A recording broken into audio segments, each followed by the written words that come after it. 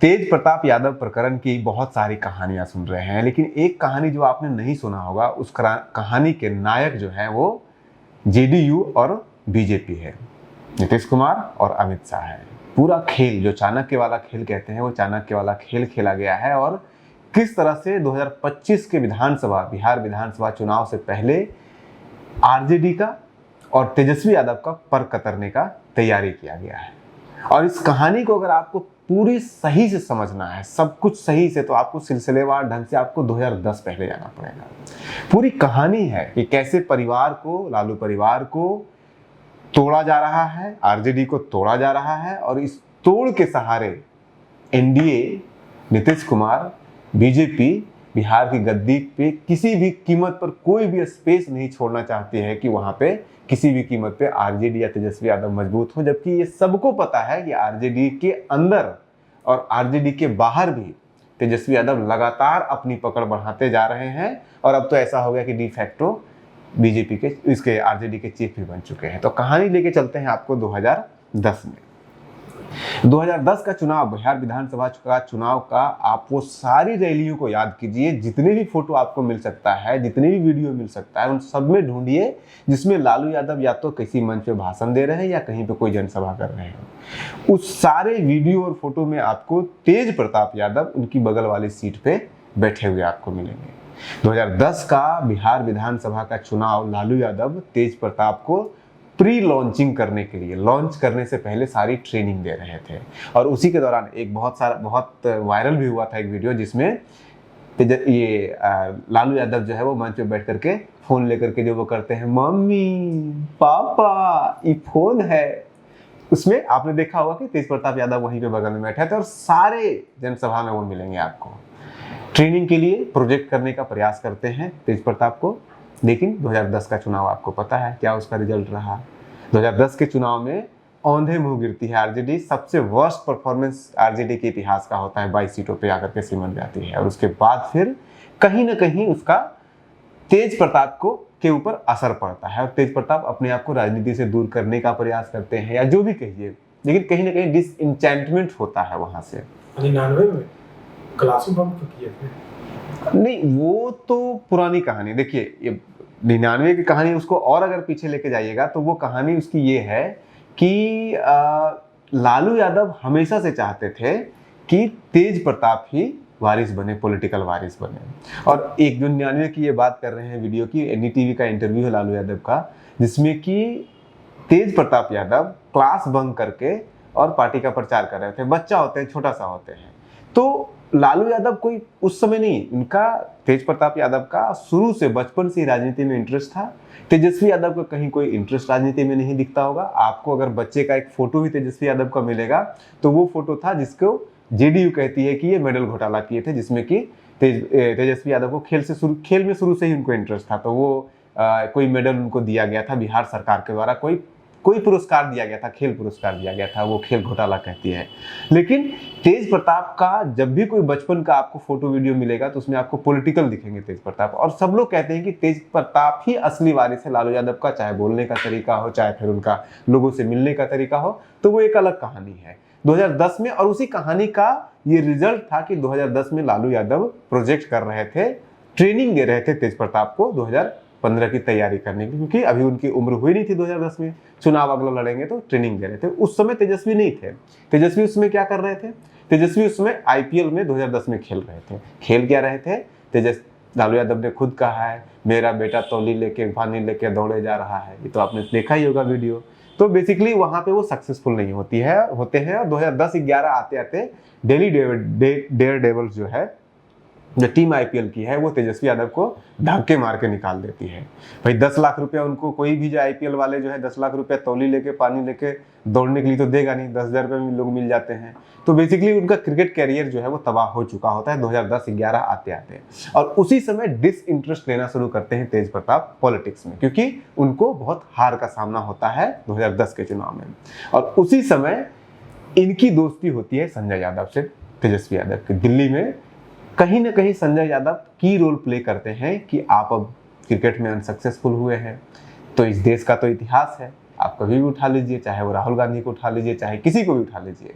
जो कुछ नहीं कर पाता है अपने जीवन में वो राजनीति में आ जाता है, अगर उसके पिता या परिवार में कोई राजनीति में है। तेजस्वी यादव की भी वही कहानी बनती है, क्रिकेट में कुछ कर नहीं पाते हैं तो फिर वो पॉलिटिक्स में अपना इंटरेस्ट दिखाते हैं और उसमें उसके संजय बनते हैं, या जो भी कह दीजिए, कृष्ण सारथी जो भी कह लीजिए, बनते हैं संजय यादव। और ये कहते भी हैं लोग कि संजय यादव पूरा इनको कहानी सुनाते थे, सारे वीडियो दिखाते थे, पुराने वीडियो दिखाते थे, लोकसभा सब जगह का राजनीति का ट्रेनिंग देना शुरू करते हैं। और फिर उसके बाद 2013 आता है। 2013 में घटना घटती है कि नीतीश कुमार छोड़ देते हैं बीजेपी को और चले जाते हैं अपनी सरकार, अलग से कांग्रेस के सपोर्ट की सरकार बनाती है। संजय यादव वो व्यक्ति है जो व्यक्ति 2015 से पहले लालू यादव को कन्विंस करना कि आप नीतीश कुमार के साथ अलायंस कीजिए, ये उनका पहला पॉलिटिकल इंटरफेरेंस था आरजेडी के अंदर। लेकिन अभी 2013 में वो दिल्ली में ही है।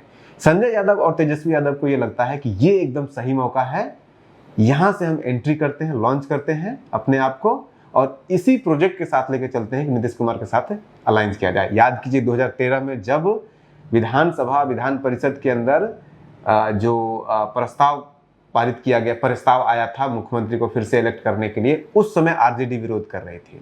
आपको बहुत सारे वीडियो मिल जाएंगे जिसमें साफ साफ आरजेडी सपोर्ट नहीं कर रही थी, कांग्रेस की सपोर्ट से उस समय सरकार बनाया था। और बार बार नीतीश कुमार कह रहे थे, बहुत सारे वीडियो, बार बार नीतीश कुमार उनके पार्टी के लोग कह रहे थे आ जाइए, नहीं तो फिर जो है वो आप साफ हो जाइएगा, बाहर का रास्ता हो जाएगा, ऐसा कुछ बहुत कुछ है।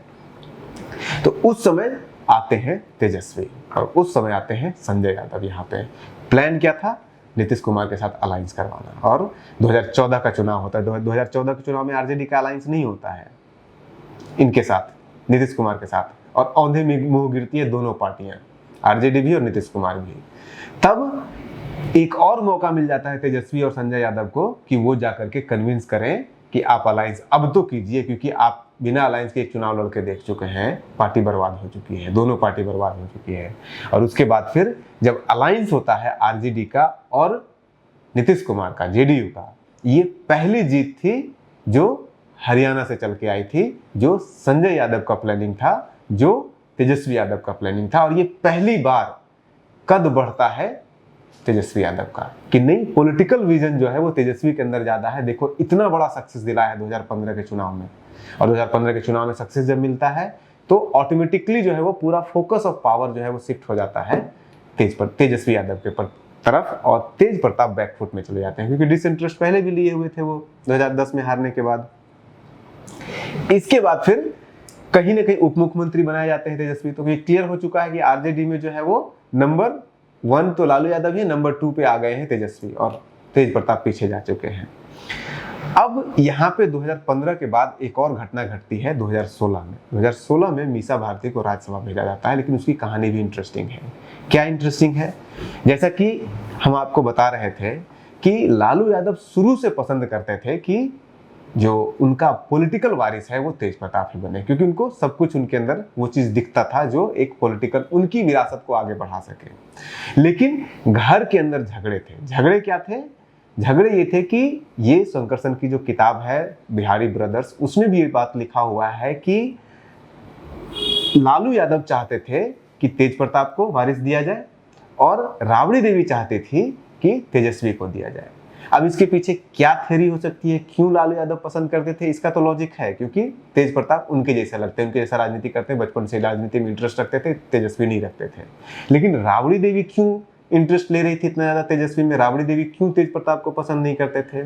उसके पीछे एक मनगढ़ंत कहानी है, इसका कहीं कोई सबूत नहीं है। लोग पटना की गलियों में ये चर्चा करते हैं पॉलिटिकल सर्कल में कि तेज प्रताप खून के नहीं है राबड़ी देवी से, मतलब कि राबड़ी देवी के असली बेटे नहीं है, उनको तो गोद लिया गया है। कोई कहता है हरिद्वार में लिया गया, कोई कहता है कि यही रांची में लिया गया, कोई कुछ कहता है, कोई कहता है सरोगेसी से हुआ, कुछ मतलब 50 तरह की कहानियां हैं। लेकिन ये कहानी बहुत स्टैब्लिश्ड है कि तेज प्रताप उनके असली वारिस, मतलब उनके असली पुत्र नहीं है, गोद लिए गए हैं। और इसके पीछे एक लॉजिक भी दिया जाता है कि आप लालू यादव के जितने भी बच्चे हैं उनका चेहरा मिलाइए, उन सबका चेहरा लालू यादव से, राबड़ी देवी से कुछ न कुछ मिलता है, लेकिन तेज प्रताप का चेहरा का कोई भी एक भी अंश लालू यादव या राबड़ी देवी से नहीं मिलता है। ये लॉजिक दिया जाता है, जो कि बहुत स्ट्रॉन्ग लॉजिक है। तो हो सकता है, ये होता है कि जिस बच्चे को माँ 9 महीने पेट में पालेगी, दूध पिलाएगी, उससे ज़्यादा प्रेम तो करेगी ही।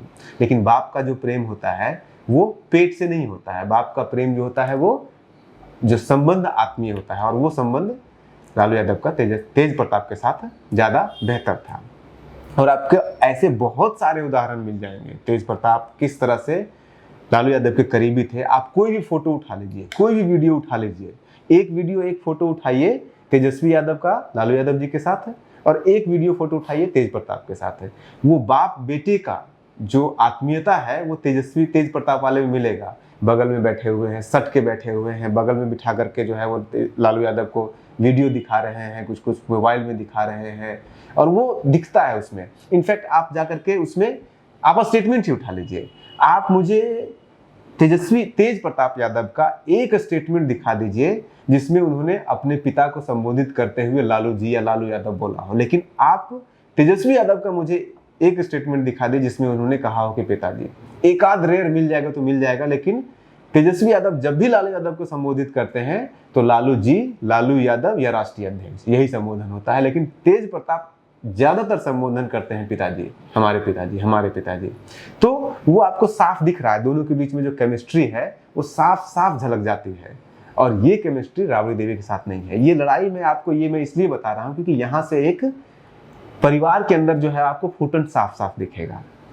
2015 में जब तेजस्वी यादव बड़ा बन गए, उप मुख्यमंत्री बन गए, बड़ा स्टेटस का लीडर बन गए, तेज प्रताप बैकफुट पे चले गए, तो लालू यादव को ये लगा कि ये तो पार्टी जो है वो परिवार पूरा एक तरफा जा रहा है। तो उसको बैलेंस करने के लिए मीसा भारती को भेजा गया राज्यसभा 2016 में। और उस समय लालू यादव जो है वो सर्वे सर्वा थे, उनको कोई विरोध कर नहीं सकता था। तो पसंद क्यों करते थे तेज प्रताप? हाँ, वो तो आज भी जानते हैं। आज भी आप देख लीजिए ना कि रोहिणी आचार्य जो है वो तुरंत ट्वीट उनका आ जाता है तेज प्रताप के खिलाफ, और अभी 24 घंटे से ऊपर बीत चुका है, अभी तक मीसा भारती का कहीं कोई ट्वीट, कोई भी किसी तरह का कोई स्टेटमेंट नहीं आया। सब लोग जानते हैं कि मीसा भारती तेज प्रताप को पसंद करते हैं। तो तेज प्रताप, ये मीसा भारती को भेज दिया जाता है राज्यसभा, और लालू यादव इस फिराक में रहते हैं कि मेरा जो सबसे प्रेमी बेटा है वो कहीं ना कहीं बैकफुट पे जा रहा है, तो इसको हम किसी तरह से ऊपर उठाने का प्रयास करते हैं। और इसी ऊपर उठाने के प्रयास में, इसको पॉलिटिकली पावरफुल करने के प्रयास में लालू यादव एक आखिरी चाल चलते हैं, और वो आखिरी चाल था तेज प्रताप यादव की शादी कराना। एक ऐसे पॉलिटिकल घराने में शादी कराना जो कि बिहार में बहुत प्रतिष्ठित है। दरोगा राय को कौन नहीं जानता है, मुख्यमंत्री बने हुए यादव मुख्यमंत्री, उसमें बहुत बड़े चेहरे थे। उनके पिताजी भी, जो ऐश्वर्या राय के जो पिताजी हैं और दरोगा राय के जो बेटे हैं चंद्रिका राय, वो भी 5-5 बार जो है वो 6-6 बार विधायक बन चुके हैं। वो भी जो है वो हो चुके हैं, क्या उसको कहते हैं, मंत्री रह चुके हैं। और 2015 के चुनाव में चंद्रिका राय जो थे वो उस सीट से, उस विधानसभा सीट से चुनाव लड़ते हैं जिस सीट पे जेडीयू का लगातार 2005 में भी कब्जा था, 2010 में भी कब्जा था, 2015 में चंद्रिका राय को वो सीट दिया जाता है जहां पे जदयू 2-2 बार लगातार जीती हुई है। परसा क्या था, परसा सीट से था, परसा सीट से दिया जाता है, और उनको मंत्री भी बनाया जाता है। और इसके पीछे पूरा कहीं ना कहीं लालू यादव थे कि आपको एक पीछे से सपोर्ट देने के लिए खड़ा होना चाहिए एक व्यक्ति। तो चंद्रिका राय से बड़ा हस्ती, या फिर कह सकते हैं दरोगा राय से बड़ा हस्ती यादवों में बिहार में कौन हो सकता है।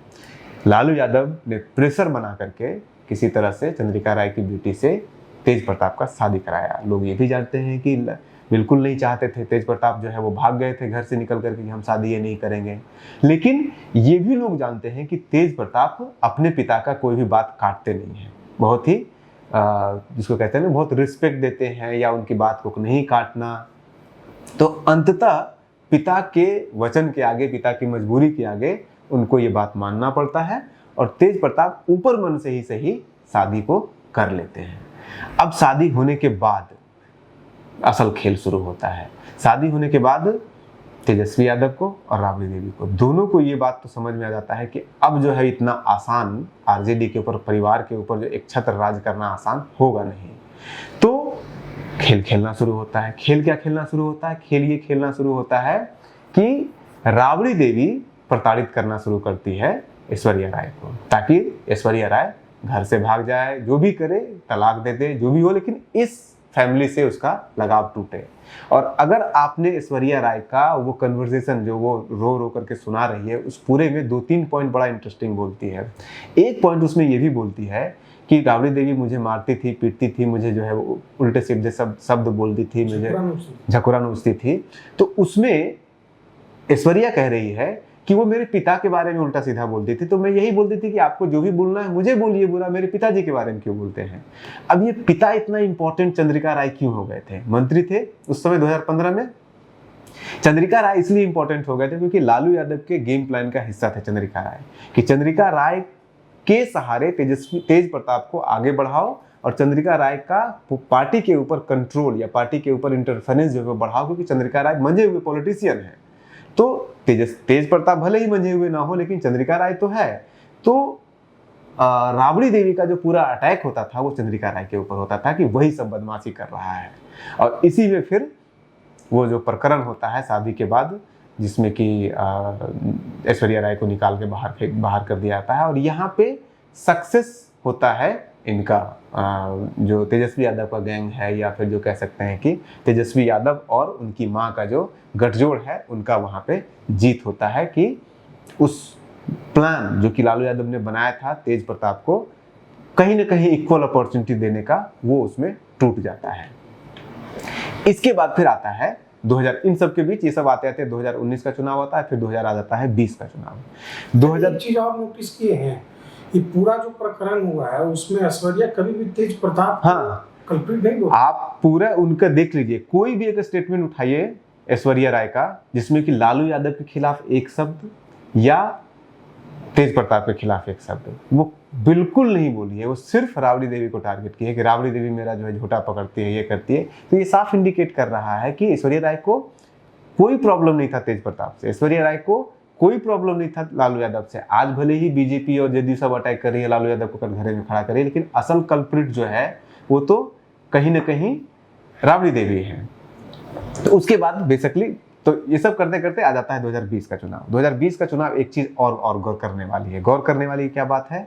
गौर करने वाली बात यह है कि 2020 के पूरे प्रचार में लालू यादव का फोटो हटा दिया जाता है प्रचार के दौरान। लॉजिक क्या दिया जाता है, और ये लॉजिक दिलवाने वाला कौन है? यही संजय यादव है।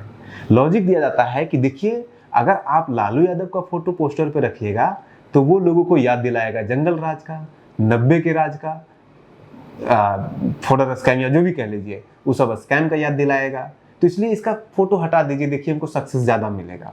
ये बात कह के कन्विंस करके उनको फोटो से हटा दिया जाता है।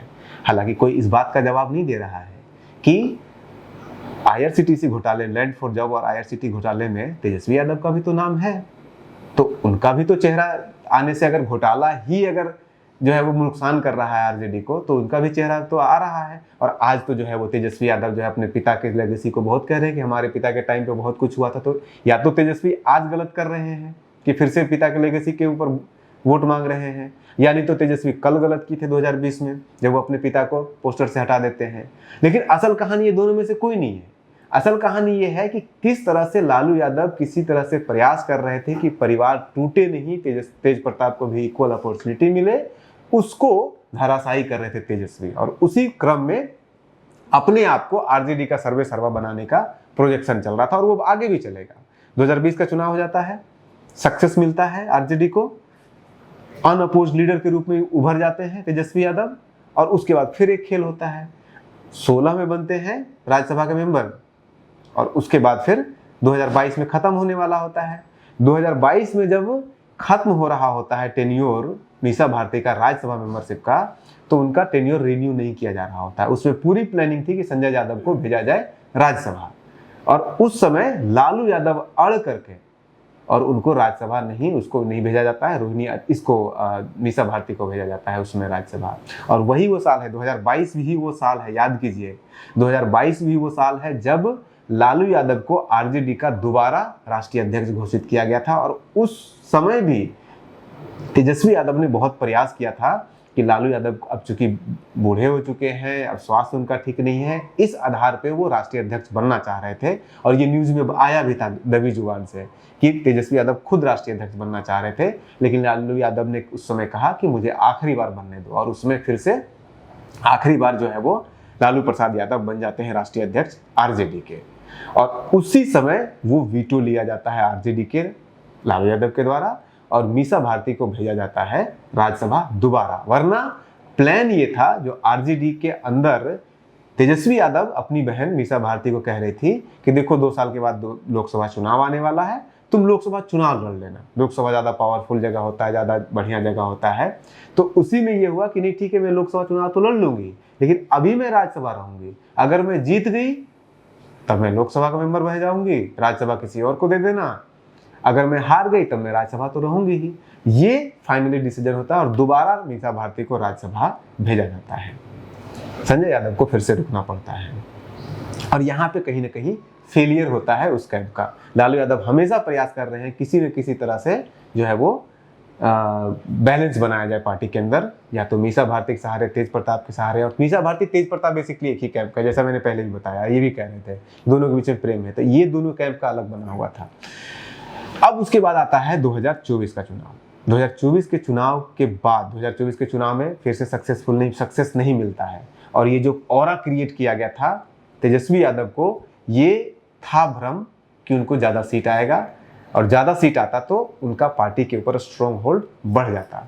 दूसरा उनका प्लान भी ये था कि मीसा भारती को चुनाव लड़वाओ और चुनाव हरवा दो, और जब चुनाव हार जाएगी तो तेज प्रताप ऑलरेडी साइडलाइन हो चुके हैं, मीसा भारती एक जो है पॉलिटिकली एक्टिव है ज़्यादातर। तेज प्रताप को तो बढ़िया मंत्रालय भी बेचारे को नहीं मिला था। तो मंत्रालय तक नहीं, कौन सा इन्वायरमेंट कुछ मंत्रालय मिला था, वो भी नहीं मिला था, और धीरे धीरे वो उनका जो है वो साइड ही हो गए, कतरा जा रहा था तेज प्रताप का। ये सब लोग जानते हैं, धीरे धीरे बिल्कुल साइड हो चुके थे, अपना VR ब्लॉग ये सब चलाते थे। तो उसी समय तेजस्वी यादव का गेम चलता है कि मीसा भारती को हरा दिया जाए, और उसी समय लॉन्च किया जाता है रोहिणी आचार्य को। कोई ये ना कहे कि देखो एक छत्र राज कर रहा है, भाई को साइड कर दिया, अब बहन को साइड कर दिया, तो ये तो अकेला जो है राज कर रहा है, ये पूरा आरजेडी के ऊपर, पूरा परिवार के ऊपर। कोई ये आरोप न लगा ले, इसलिए वो किडनी वाला पूरा मामला होता है, और किडनी वाले मामले के साथ लॉन्चिंग होता है रोहिणी आचार्य का।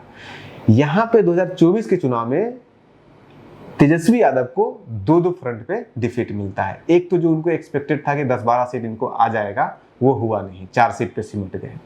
दूसरा इनको डिफीट होता है कि ये चाहते थे कि मीसा भारती चुनाव हार जाए और रोहिणी आचार्य चुनाव जीत जाए, हो गया उल्टा। मीसा भारती चुनाव जीत गई, रोहिणी आचार्य चुनाव हार गई। मीसा भारती चुनाव जीतने के बाद मेंबर बन जाती है, रोहिणी आचार्य फिर से बैक टू लंदन अपना जो है वो चली जाती है बिजनेस करने के लिए, जो भी वो करती हैं, क्योंकि वो तो जो है हेलीकॉप्टर कैंडिडेट थे, सबको पता ही था। तो यहाँ पे बैकफुट पे जाते हैं तेजस्वी, और कहीं ना कहीं पावरफुल होती है मीसा भारती, और इसके बाद ही लगातार मीसा भारती परिवार के अंदर असर्ट करने का पूरा प्रयास कर रही है, क्योंकि उसको पता है कि पिताजी के पास अब बहुत ज़्यादा समय है नहीं। अगर असर्ट अभी नहीं किए परिवार में अपना हक तेजस्वी के खिलाफ और तेज प्रताप के पक्ष में रह करके दोनों मिलकर के अपना हक नहीं मांगे, तो तेजस्वी जो है सबको खत्म कर देगा। तो जीत का कहानी बड़ा इंटरेस्टिंग है मीसा भारती का। हाँ, इस तरह वाला। हाँ, जैसे पटना में भी अगर आप देखिएगा तो जो जीत हुआ था मीसा भारती का, सब लोग कह रहा था, क्योंकि कृपाल यादव बहुत बड़े लीडर थे, उनके सामने मीसा भारती कहीं ना कहीं डाउन दिख रही थी। और उस पूरे कहानी में मीसा भारती के जिताने में सबसे बड़ा रोल कहते हैं कि कुर्मी वोटर ने प्ले किया था। और कुर्मी वोटर जो है कोर वोटर है नीतीश कुमार का, और पटना का कुर्मी वोटर पूरी तरह से वोट कर दिया मीसा भारती को। कैसे? अशोक महतो पूरा अपना चुनाव लड़ने के बाद मुंगेर में आकर के पूरा कैंप कर देते हैं, जगह जगह मीटिंग करते हैं और पूरा कुर्मी वोट को डाइवर्ट करते हैं मीसा भारती की तरफ। ये भी कहा जाता है कि अशोक हो सकता है आगे आने वाले समय में, अगर जब बीजेपी का आरजेडी का 2 फाड़ होगा, तो आप देखिएगा अशोक महतो तेज प्रताप के साथ खड़े रहेंगे, वो तेजस्वी यादव के साथ खड़े नहीं रहेंगे। तेजस्वी यादव अशोक महतो को पसंद नहीं करते हैं, ये क्लियर है। तो आरजेडी जो 2 बन रहा है ना, आरजेडी फिलहाल एक मीसा भारती, तेज प्रताप, तो उसमें और जो सेना सिपाही जो होंगे उसमें अशोक महतो का नाम होगा, और अशोक महतो ने की रोल प्ले किया है मीसा भारती को जिताने में इस चुनाव में। ये कहानी यहाँ पे जो कि मैं मिस कर दिया था, इन्होंने बता दिया। अब उसके बाद फिर जो होता है एपिसोड, किडनी वाला एपिसोड होता है, वो आती है, ये सब कुछ ड्रामाबाजी होता है उस एपिसोड में। और अभी एक बार दिल्ली एडमिट हुए हैं लालू यादव, इन दोनों में डिफरेंस देखिए। उस एपिसोड में जब किडनी दिया जा रहा था, तब मीसा भारती कहीं नहीं दिख रही है, सोशल मीडिया ये सब कहीं पे भी, तब तेज प्रताप नहीं दिख रहे हैं। तब हर जगह जो है वो या तो रोहिणी आचार्य दिख रही है या नहीं तो फिर तेजस्वी यादव दिख रहे हैं। लेकिन इस बार जब दिल्ली गए हैं तेज प्रताप, ये तेजस्वी यादव, ये लालू यादव को जो भर्ती कराया गया था, जब वो दिल्ली गए हैं तो उनके साथ तेजस्वी यादव नहीं थे, उनके साथ सिर्फ संजय यादव थे। और पूरा दिल्ली में जो उनका पूरा देखरेख हुआ है वो मीसा भारती की है, उनके घर पे रही है, पूरा दिल्ली में जो है वो हॉस्पिटल में परमानेंट रही है, वो रही है। और एक ये भी कहानी है कि जब पिछली बार हॉस्पिटलाइज लालू यादव तो तेज प्रताप को मिलने तक शायद उनको नहीं दिया जा रहा था। ये भी कहानी मीडिया में खूब चला था कि तेज प्रताप यादव को मिलने नहीं दिया जा रहा है लालू यादव से। तो उस कहानी में, किडनी वाला मामले में और इस मामले में डिफरेंस ये है कि उस समय सारा जो है फुटेज ले रहा था तेजस्वी और रोहिणी आचार्य का गैंग, और इस बार सारा फुटेज ले रहा है मीसा भारती और तेज प्रताप का पूरा गैंग। इसमें पूरा छाए रहे यही लोग। अब लेटेस्ट एक और डेवलपमेंट हुआ है, एक और डेवलपमेंट और आप जान लीजिए। अभी इसी जनवरी में 18 जनवरी को मेरे ख्याल से आरजेडी की मीटिंग हुई थी और हो रहा था बात, चर्चा ये चली क्योंकि 3 साल 2022 में बने, 3 साल के लिए प्रेसिडेंट चुना जाता है आरजेडी का। बात ये चल रहा था कि अब लालू यादव को प्रेसिडेंट के सीट से हटाया जाए, लेकिन वो अभी भी लालू यादव को कोई कैसे हटा सकता है, ये तो संभव नहीं है। वो तो भगवान है आरजेडी के और यादवों के, वो तो संभव है नहीं। तो वो नहीं संभव था, लेकिन बहुत ही स्मार्टली तेजस्वी यादव ने अपने आप को डी फैक्टो आरजेडी का चीफ बना लिया। डी फैक्टो आरजेडी का चीफ का मतलब ये होता है कि तेजस्वी यादव कोई भी आरजेडी से संबंधित कोई भी फैसला ले सकते हैं और वो फैसला लागू होगा तब तक जब तक कि उस फैसले का विरोध राष्ट्रीय अध्यक्ष खुद न करें या उस फैसले को रद्द न करें अपने लेटर को जारी करते हुए। मतलब कि ये हुआ कि तेजस्वी यादव आज के डेट में किसी को भी टिकट दे सकते हैं, किसी को भी टिकट काट सकते हैं, और उसको टिकट देने के बाद अगर लालू यादव चाहे तो उसका टिकट काटना तब काट सकते हैं वो। यानी कि कहीं न कहीं पूरा पार्टी के ऊपर कंट्रोल हो चुका था इन सब पूरी घटनाओं के ऊपर।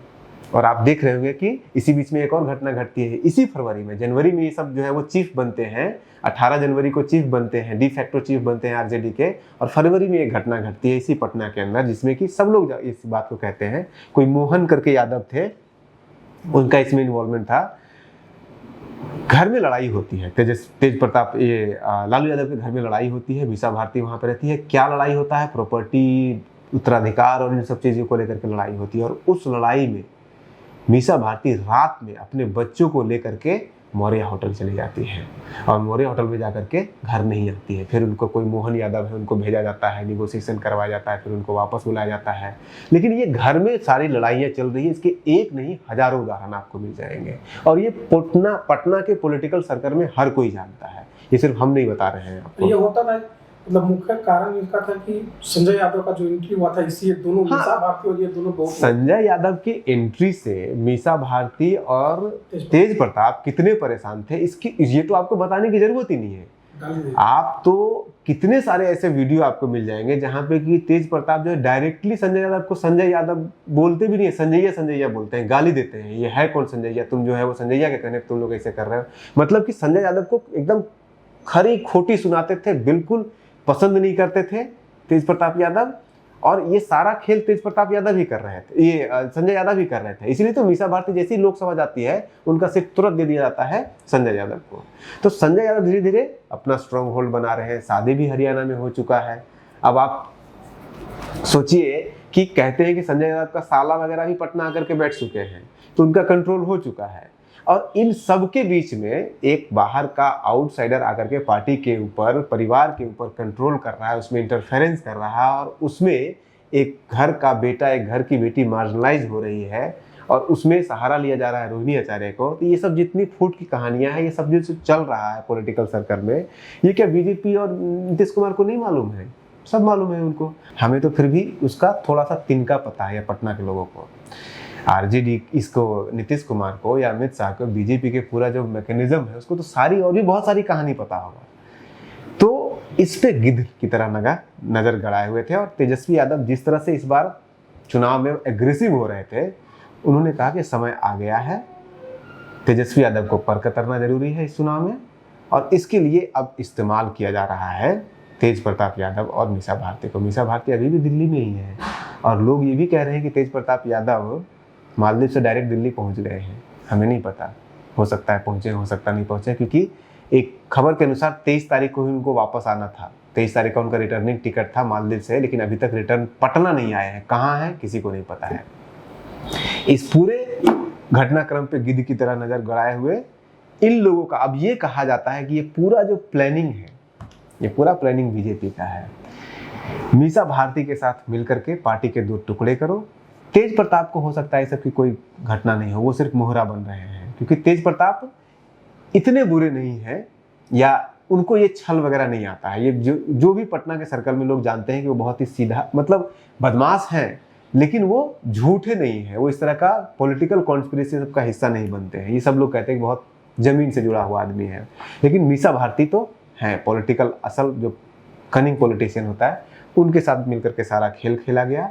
ये पूरा प्लानिंग के तहत किया गया है कि तेज प्रताप को कहीं भेजा जाए, वहाँ पे अपनी गर्लफ्रेंड के साथ जाएंगे, उसके बाद जो प्रेम में होता है, और कौन जानता है कि उसकी गर्लफ्रेंड भी इसका हिस्सा है इस पूरे कहानी का, क्योंकि उनकी जो गर्लफ्रेंड है, जो अनुष्का यादव है, उनके भाई को यही तेजस्वी यादव थे जिन्होंने कि उनको युवा अध्यक्ष आरजेडी का बनने नहीं दिया था। छात्र का जो अध्यक्ष है वो बनने नहीं दिया था, और उसको लेकर के तेजस्वी यादव ने 2021 का मेरे ख्याल से कहानी है, 2021 में तेजस्वी यादव ने, ये तेज प्रताप ने पूरा जो है हल्ला मचाया था पार्टी के अंदर, जो है पूरा तोड़ फोड़ किया था उन्होंने, पूरा मतलब हल्ला मचाया था। कहने वाले तो ये भी कहते हैं कि उनको आकाश यादव जिनको बनाना था उनको घर से निकाल दिया गया था। हाँ, 10 सर्कुलर से निकाल, 10 सर्कुलर रोड से कहते, मतलब पूरी वो, इसमें ये भी है कि तेजस्वी यादव बिल्कुल पसंद नहीं कर रहे थे आकाश यादव के, जो कि अनुष्का यादव के भाई है, और वो चाहते थे इनको, तेज प्रताप चाहते थे कि इनको जो है वो छात्र का आरजेडी का अध्यक्ष बनाया जाए, लेकिन उनको अध्यक्ष नहीं बनाया जाता है। तो कौन जानता है कि आकाश यादव, अनुष्का यादव भी इस खेल में सब कुछ जान के ये सब कर रहे हैं, उनको ले जाया गया। हालांकि कौन चाहता है, हो सकता है तेज प्रताप भी इसका हिस्सा हो, सब कुछ जानते हुए सब कर रहे हो। अब वहाँ पे मालदीव ले जाया गया, और कौन, प्रेम में तो ये होता ही है, प्रेम करते हो तो करो, लिखो फेसबुक पे, हर कोई ये प्रेम में ये काम करता है। किया गया, फिर डिलीट किया गया, फिर किया गया। अब आपको भी पता है, फिर उसके बाद लालू यादव जी का ट्वीट आता है। आपको भी पता है कि कोई भी बड़ा लीडर, लालू यादव जी खुद से तो टाइप करते नहीं होंगे, जो अभी उनकी स्थिति है, अभी उनको ऊपर पूरा कंट्रोल तो तेजस्वी का हो चुका है। कौन जानता है कि लालू यादव को इसमें सहमति भी ना हो, और सहमति है भी तो लालू यादव अब कर क्या सकते हैं।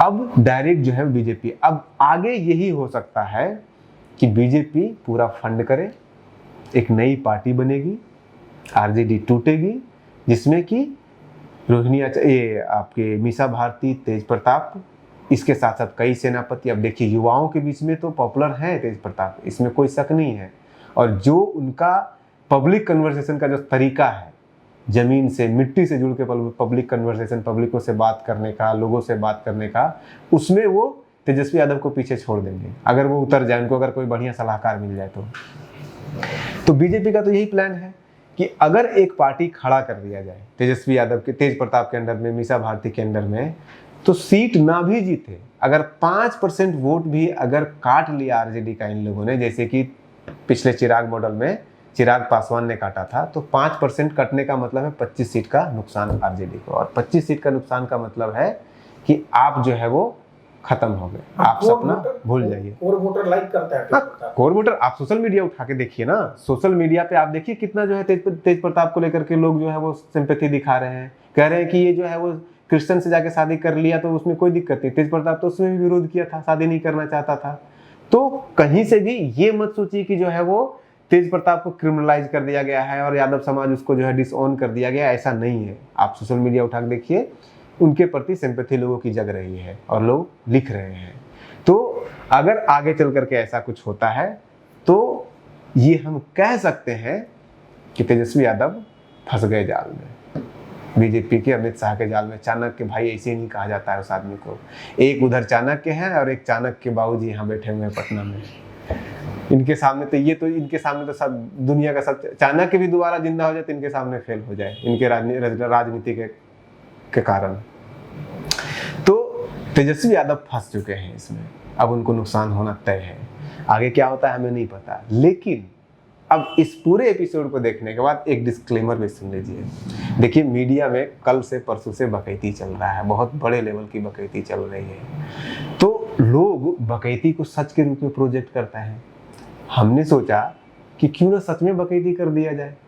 अब ये सच में जो बकैती हमने किया है पिछले आधे घंटे में, वो सच में बकैती है या सच में बकैती है, ये आप तय कीजिए, हम नहीं पता। लेकिन हम इतना जरूर कहेंगे कि जो भी हमने अब ये कहानी सुनाए हैं, ये सब काल्पनिक है, ये सब यहाँ दिमाग की उपज है, बैठे बैठे खुराफाती दिमाग की उपज है। आपको इसमें सच्चाई झलक रही है तो ये आपकी जिम्मेदारी है, हमारी कोई जिम्मेदारी नहीं है। इस घटना का सच्चाई इसके साथ कोई लेना देना नहीं है। अगर कोई सच्चाई है भी तो वो काल्पनिक है। आप अपने रिस्क के ऊपर इस वीडियो को देखिए, आप अपने रिस्क के ऊपर इस वीडियो में विश्वास कीजिए। हम आपको नहीं कह रहे इस पर विश्वास कीजिए, ये हमारी काल्पनिक घटना थी जो हमने आपको सुनाया। और इस सेगमेंट का जो हमने सेगमेंट शुरू किया है उसका नाम है सच में बकैती। बने रहिए न्यूज़ हंटर के साथ। नमस्कार।